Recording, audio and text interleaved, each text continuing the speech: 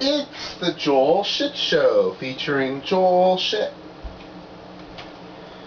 Hi, welcome to the Joel Shit Show. I'm your host, Joel Shit.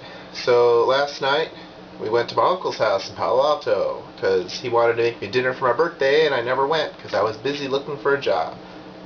I was still busy looking for a job, but I had another reason to go, because my uncle went to my grandparents' house last weekend, and my grandparents said to my uncle, "Here, son, have some tomatoes." And they gave my uncle like 50,000 tomatoes, and my uncle said that's too many. So he gave 10,000 tomatoes to me. See? These are pretty exciting, because not only are they tomatoes, but they're tomatoes made of Napa, with Napa water. Very exciting. Did you know that when you turn the spigots on in Napa that wine comes out? It's not true. It's not true.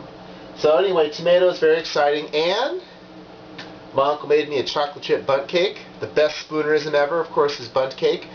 And I got to bring the whole thing home, so I've got my work cut out for me. And they made me some, I think it was Moroccan food. It had stuff in it, and it was over couscous. And then they made zucchini fritters, which I guess didn't turn out well, but I thought they were fine. And we just talked about things. It was very exciting, and then we went home. But I suppose really the big news is that I decided that I was going to start playing hockey again this morning, because the new season starts today, and I missed all of last season because I wasn't working. And at this point, even though I don't have anything concrete lined up, I have to say, do you really think that I'm going to be unemployed for another 6 months? I just don't see it.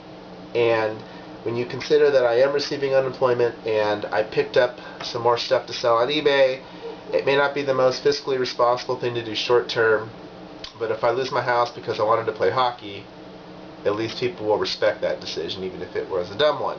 And the people that I play hockey with probably miss me, and I bet for networking purposes it might be worth it. Maybe not for the expense, but it's still better than doing other things on a Saturday night. Actually, it's kind of funny, because I was invited to 2 parties tonight, both in San Francisco, and I was kind of worried if I went to either or both that I would be bored, not to mention be a pain in the ass to get to either one of them because there's no parking. And as I am good to do, I have avoided the problem by coming up with the third solution, going to neither party and playing hockey instead. So I'm going to dig everything out and go play tonight and see how it goes. And that receipt is not from yesterday. So I'll let you know how hockey went tomorrow. There's actually, you know, the economy is starting to turn around in the sense that there's a lot more jobs out there for me to apply to. Now, I am busy selling stuff on eBay, but still I was able to keep up with applying for all these different jobs and writing cover letters and everything. And I notice it's getting harder to keep up. There's a lot more stuff out there. So at this point, it's probably just a matter of time. So, you know, just hang in there, as they say, and things will be all right.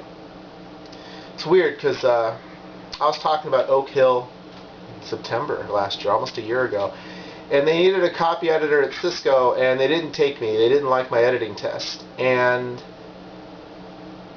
the people at Oak Hill said, "It's okay, we'll still need you for something else," and then I never got brought in for anything.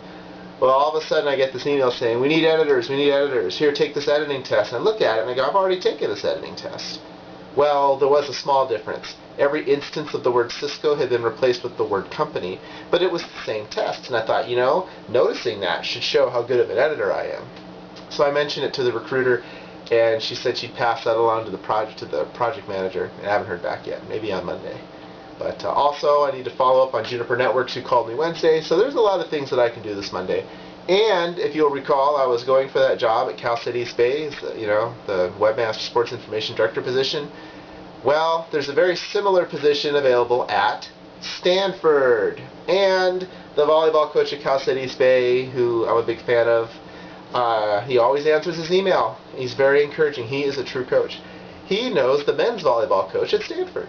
It's not a lot, but it's something, and I'm going to take it, you know. I think heartfelt cover letter, endorsement, or at least a mention from the volleyball coach at Cal City East Bay, it gives me a chance to at least show up perhaps, and if I can dazzle him, great. In some ways, this is better than the job at Cal City East Bay.